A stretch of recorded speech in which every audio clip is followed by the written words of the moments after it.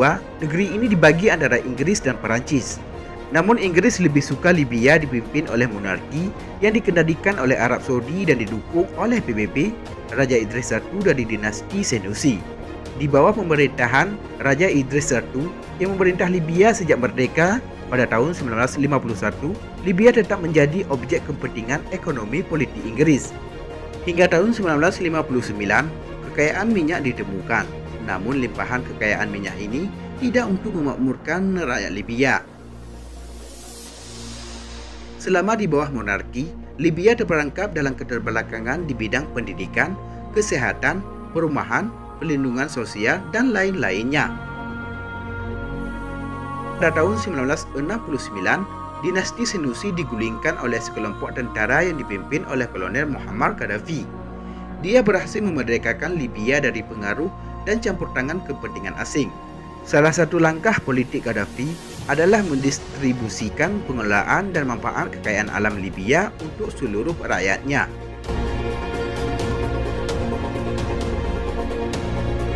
Sejak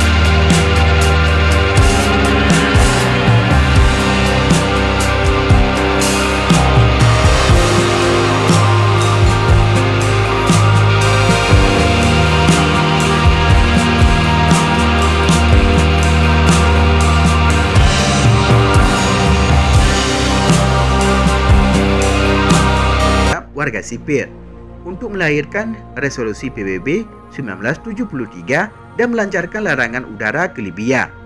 Pengeboman sepanjang Maret hingga Oktober 2011 kontribusi melemahkan Gaddafi di satu sisi dan memperbesar kekuatan pemberontak di sisi lain.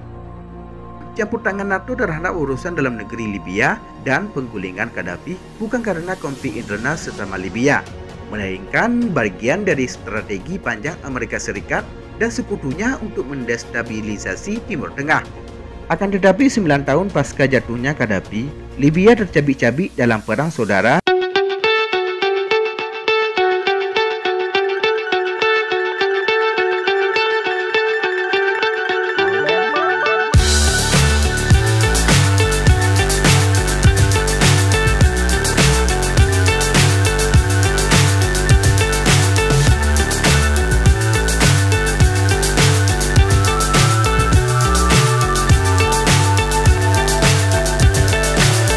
So high, I'm hypnotized.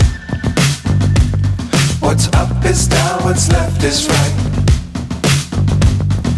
Chasing stars and holding you. I can't see the end, but we'll see it through.